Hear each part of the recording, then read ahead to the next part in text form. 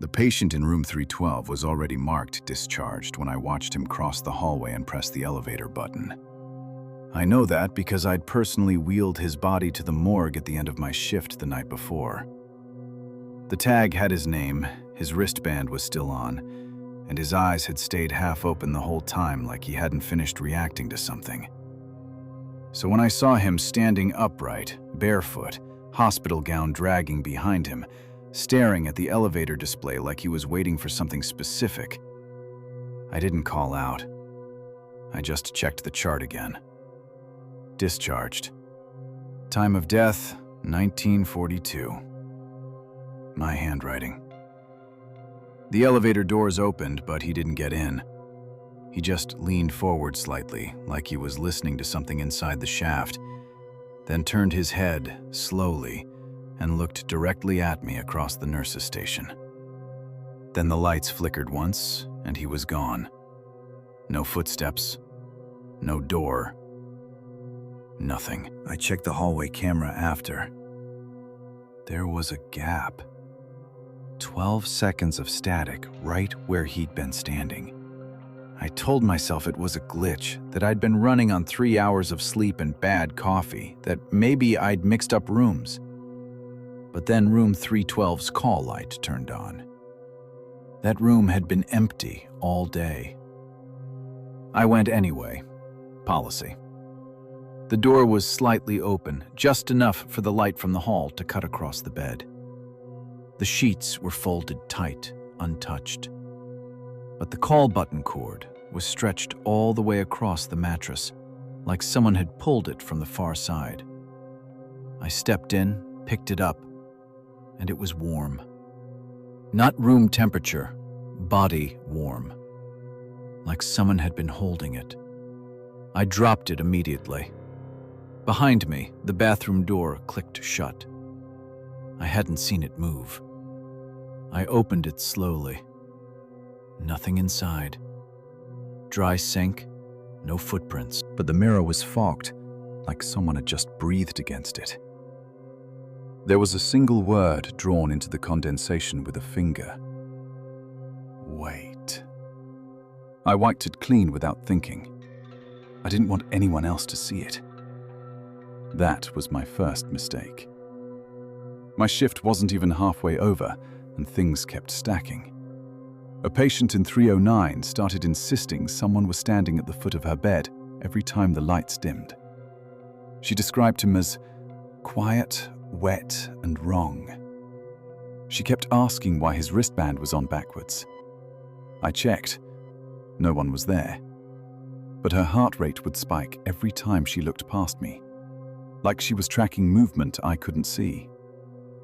I transferred her to another wing, just to get her away from that hallway. Then the phones started ringing. Not the main line, internal extensions. Empty rooms, storage closets, even the linen room. Every time I picked up, there was no voice. Just breathing. Slow, measured. Like whoever was on the other end wasn't trying to speak, just making sure I stayed on the line. At 2:13 a.m., room 312 called again.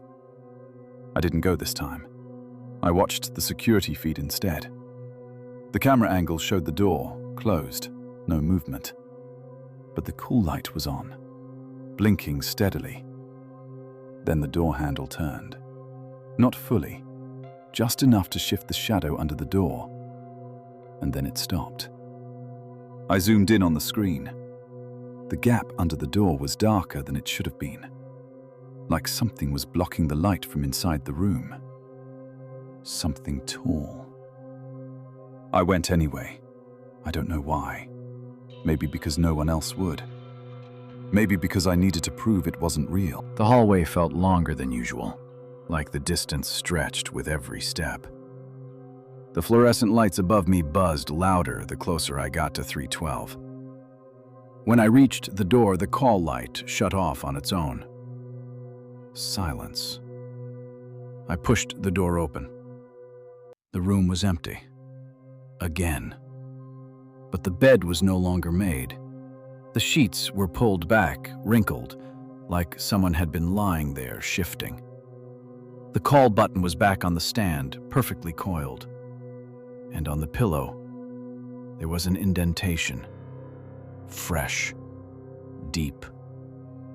I stood there trying to hear anything over the sound of my own breathing when the bathroom door creaked open behind me. I turned too slowly. He was standing there. The same patient, same half-open eyes, but now his wristband was twisted, facing inward. His skin looked damp, like he'd just come out of cold water. He didn't blink, didn't move, just stood there, blocking the doorway. I backed up without taking my eyes off him. My hand hit the call button on the wall. Nothing happened. No alarm. No sound. The panel was dead. He took one step forward. The floor didn't make a sound under his weight. I noticed then his feet weren't leaving prints on the tile. Not even moisture. Just nothing. Like he wasn't fully there. I turned and ran. I don't remember making it back to the station. I just remember checking the system again, over and over, like it would change if I stared long enough. Room 312, vacant. Patient, deceased. Time of death, unchanged. But there was a new entry added under my name. 2:26 a.m. Patient returned to room, condition stable. I didn't write that. I checked the login history. It was my ID. My password. No forced access. The camera footage from the hallway outside 312 updated automatically. I watched it. At 2:25, the door opened. I walked out, alone. Calm. No panic. No one behind me. I closed the door gently and walked back to the station like nothing had happened. But that's not what I remember. I remember running. I remember him following. I remember the sound of something wet dragging across the floor behind me. The timestamp kept playing. At 2:27, I stood up from the desk, turned toward the camera and smiled. Not nervous, not confused, just satisfied. Then I walked back down the hallway toward room 312 again. The footage ended there. I'm still on shift. It's 3:10 a.m. now. The call light just turned on again. And I haven't moved from this chair. But according to the system, I already answered it. The vent above ICU bed 7 started rising and falling in slow, steady breaths before the patient underneath it took his first one. I saw it move. Not a draft, actual expansion, like something inside the duct was inhaling, pushing the metal outward with a soft, rhythmic creak. The patient was still flat-lined at that point. No pulse, no respiration. Monitor dead silent except for that long, unbroken tone. But the vent kept breathing. In, out. In, out. Perfect timing. Like it was practicing. I stepped closer, thinking maybe the airflow system had kicked on, but the rest of the vents were still. Silent. Motionless. Just that one above bed 7, moving like lungs. Then the monitor beeped. Once. A weak spike. The patient's chest jerked upward, delayed, like it was trying to sync with something it had missed. The vent inhaled again at the exact same time. We called it spontaneous recovery. That's what the report says. But it wasn't spontaneous. It was synchronized. His name was Carter, mid-30s, brought in after a hiking accident, found at the base of a ravine with no signs of how he fell. No fractures consistent with impact, just internal bleeding that didn't match any visible trauma. He'd been under for 2 days. No brain activity worth noting.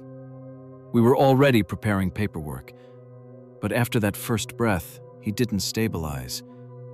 He matched. Every inhale he took lined up perfectly with the vent above him, not half a second off. Exact. Even when the machine assisted his breathing, there was a delay, like his body was waiting for something else to start the cycle.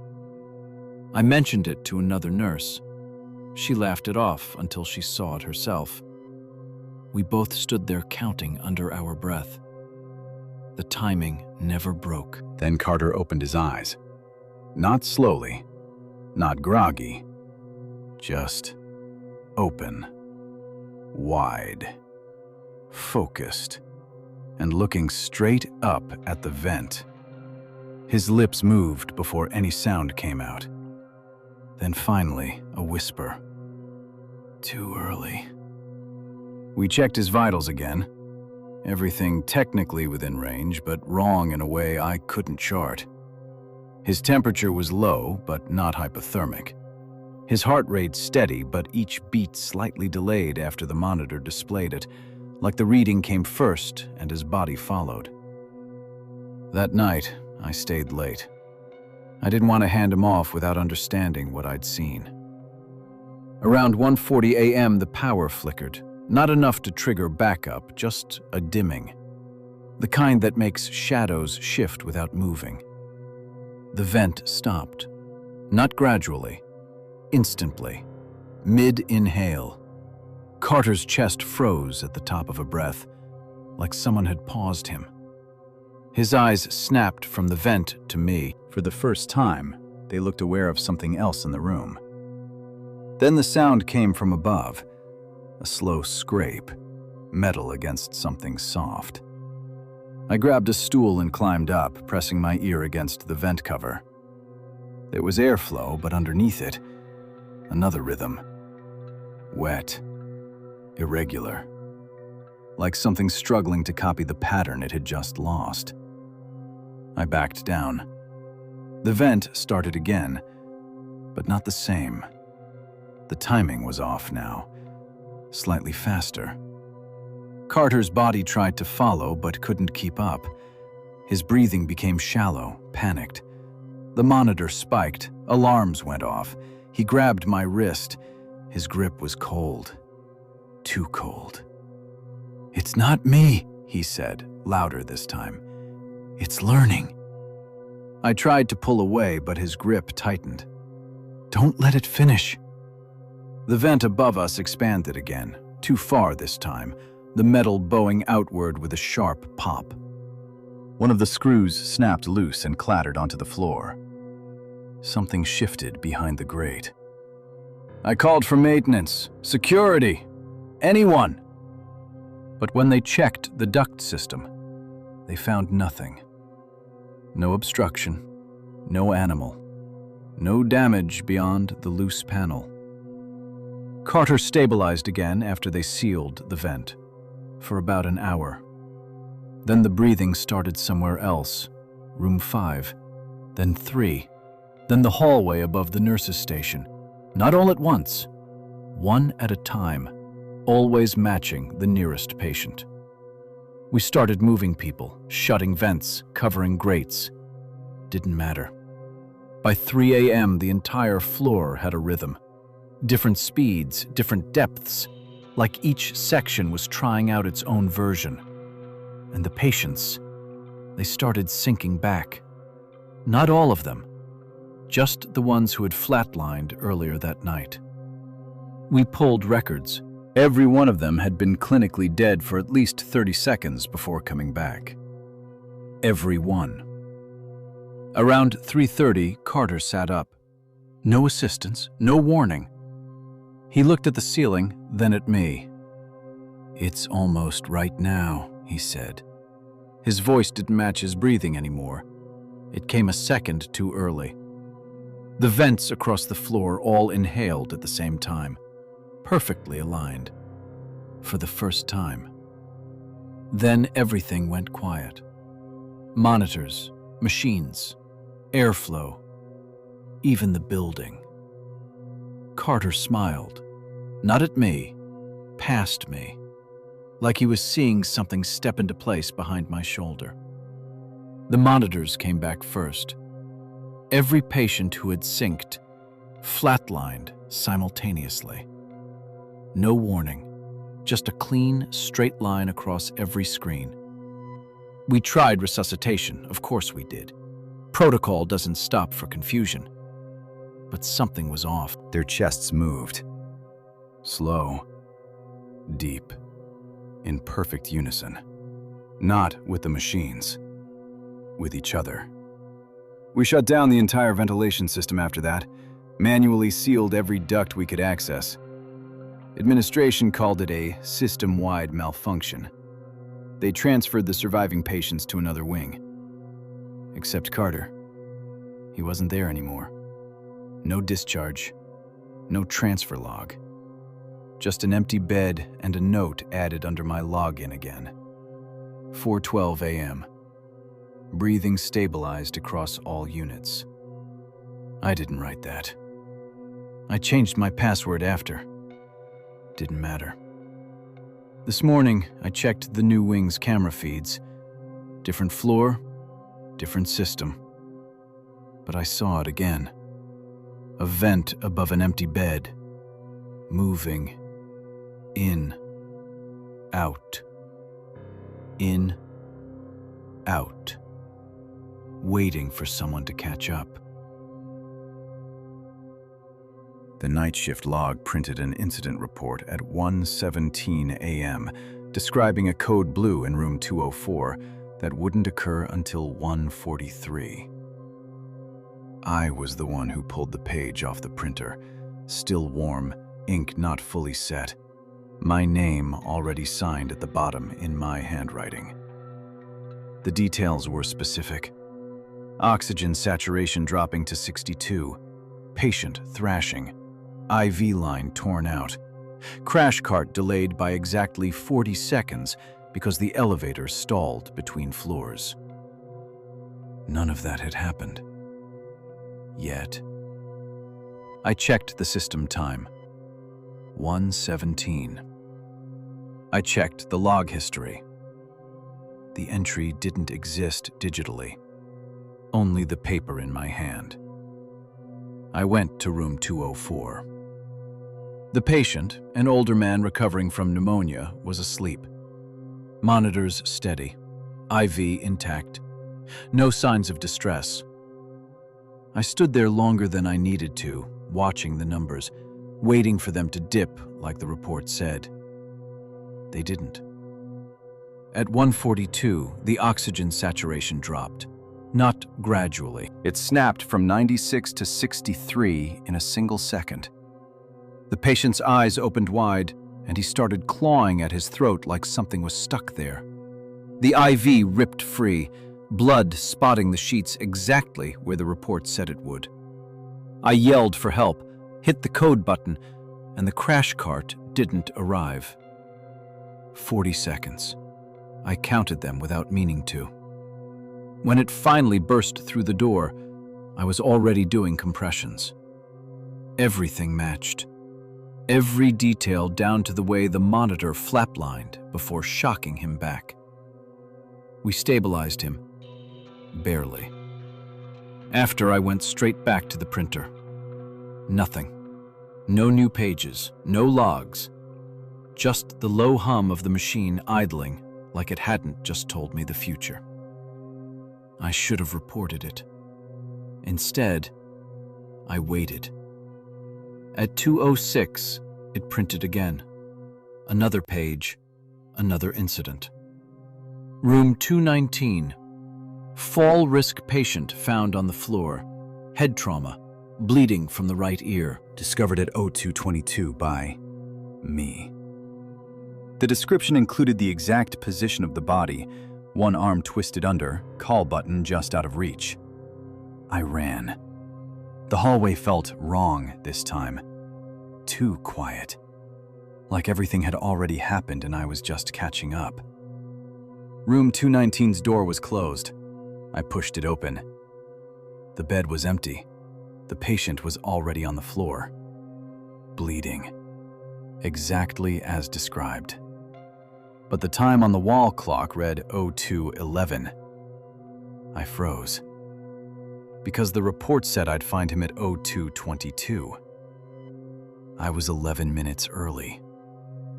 The patient groaned, tried to move.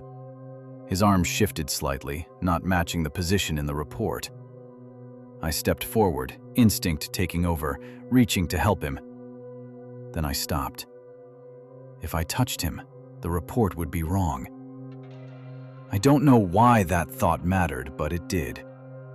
I backed away instead, watched, waited. At 2:21, he tried to move again, slipped on his own blood, and his arm twisted under him, exactly like the report.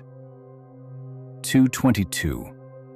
I stepped forward and hit the call button, right on time. Back at the station, my hands wouldn't stop shaking. The printer was silent. For a while. Then at 2:48, it started printing continuously. Not one page, dozens. The paper spilled onto the floor, overlapping, curling. I grabbed the first one. Room 207, medication error, dosage too high. Administered by me at 3:03. Next page. Room 212, patient unresponsive, not breathing. Found by me at 3:11. Next. Hallway slip, staff injury. Me again. Every page had my name. Every incident blamed on me. Every timestamp still in the future. I checked the system logs again. Nothing. No digital record. Just paper. I started tearing them up. I don't know why. Panic, maybe? If they didn't exist, maybe they wouldn't happen. The printer kept going. Faster now. Pages jamming, spitting out half-printed sentences. Failure to respond. Delay in action. Subject did not intervene. I ripped the tray open, pulled the power cord. It didn't stop. The machine kept printing. No power, no lights, just paper sliding out with that same steady rhythm. I backed away. That's when I noticed the camera feed, the one pointed at the nurse's station. It showed me standing there, still, not moving, even though I was stepping back in real time. On the screen, I reached for the printer. In reality, my hands were at my sides. On the screen, I picked up a page. In reality, the pages were still on the floor. The timestamp on the feed read 3:3, one of the reports. I watched myself on the screen turn toward room 207, then leave. The live feed cut to static for a second. When it came back, the chair behind the desk was empty. I was still there, but not in the feed. The printer slowed. One last page slid out.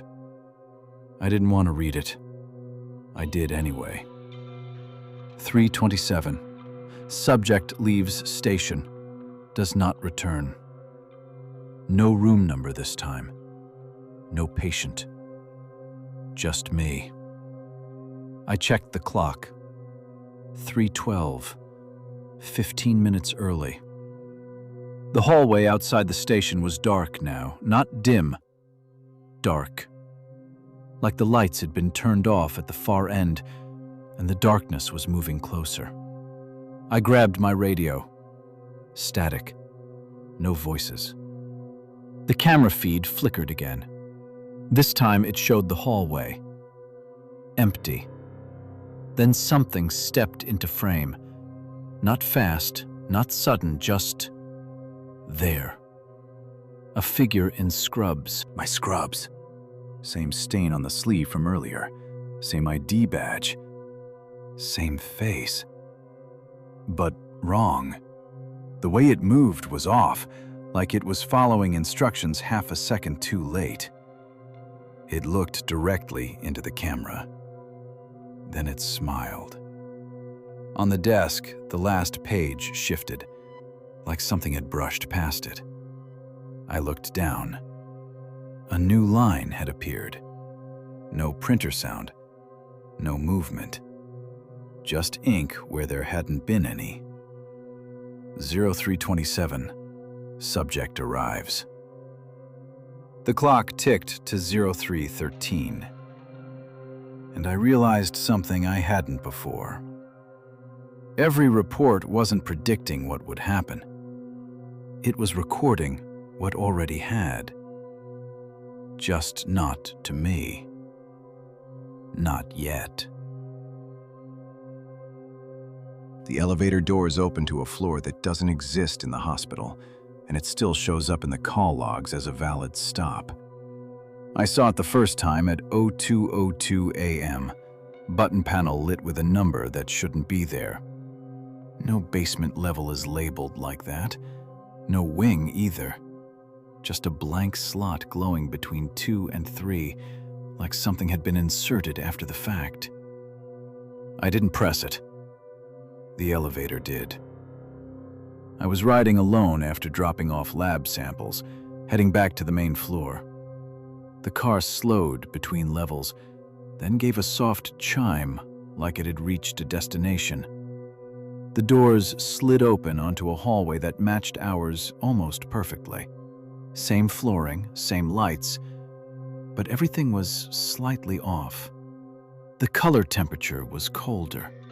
The walls looked newer, like they'd been repainted too many times.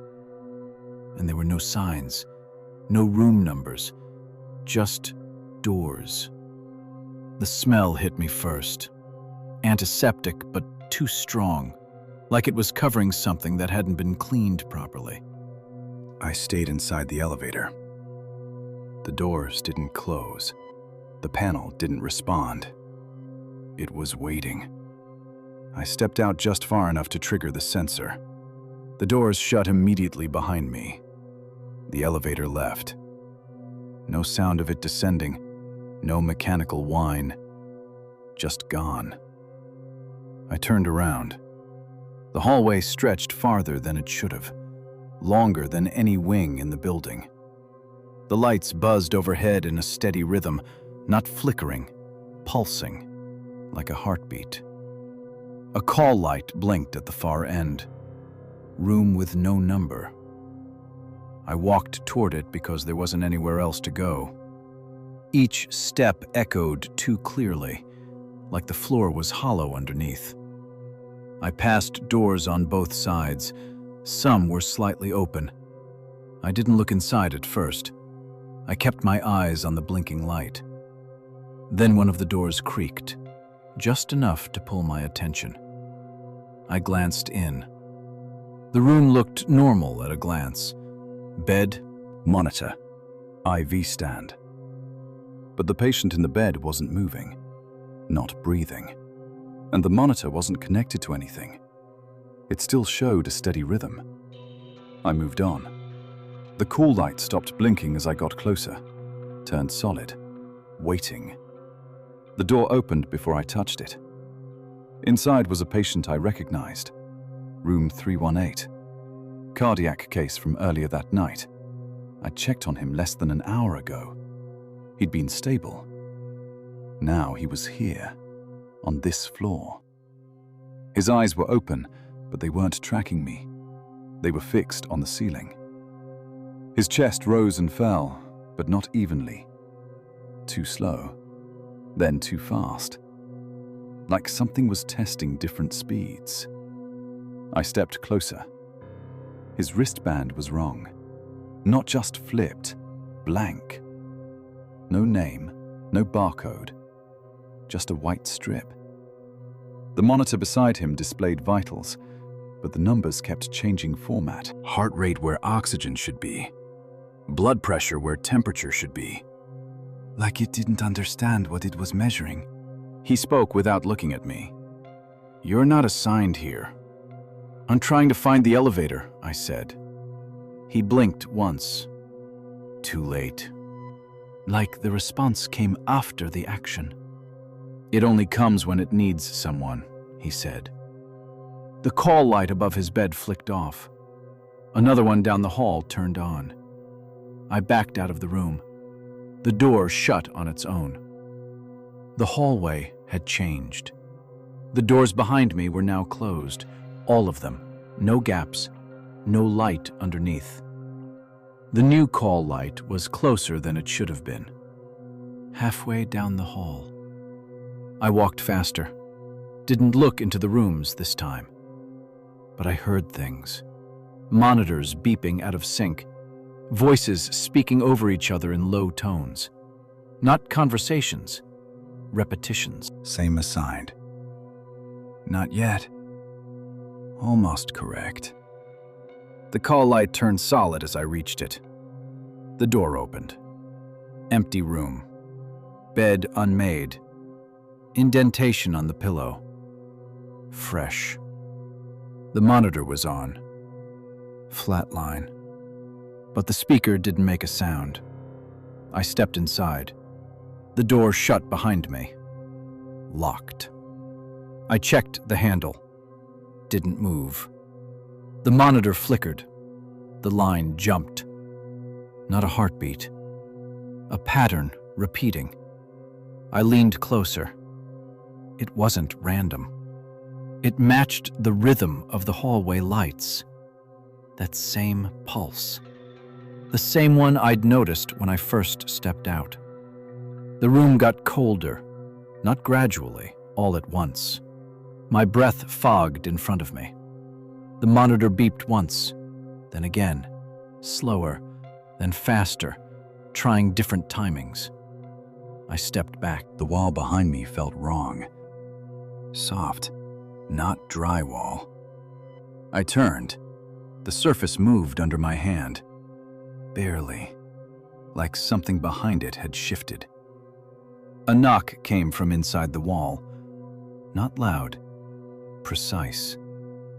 3 taps. Pause. 3 taps. The same pattern as the monitor. The same as the lights. I backed away. The bed creaked. I looked over. The indentation on the pillow deepened, like weight was being added. Something invisible settling in. The sheet pulled slightly toward the center, then stopped. The monitor spiked. A heartbeat appeared, strong, regular. But there was no one in the bed. The door unlocked. I didn't wait. I ran. The hallway was shorter now, too short. The elevator doors were already open at the end, waiting. I got inside and hit every button. None responded. The doors closed anyway. The panel lit up. The blank floor. The one that shouldn't exist. Then it went dark. The elevator dropped. Too fast. No stopping. No slowing. Then it opened. Back on the main floor. Normal lighting. Normal sounds. Voices. Machines. Everything where it should be. I stumbled out. Checked the time. 2:19. 17 minutes gone. No one asked where I'd been. No one noticed I was gone. I went straight to room 318. The patient was in his bed, stable, breathing normally. Wristband intact. Name. Barcode. Everything correct. I checked the monitor. Perfect readings. No anomalies. I started to leave. Then I saw the call log on the screen. Last entry, 2:11. Transfer complete. No destination listed, just a floor number. Blank. Later, when I checked the elevator maintenance panel, there was no record of an extra floor. No hidden level. Nothing between 2 and 3. But the usage log still shows it. A stop with no label. Time-stamped every night, around 2 a.m. Always with one passenger. And every time it appears, One patient's chart updates with a new note. No author, no explanation. Just a single line added to their file. Assigned.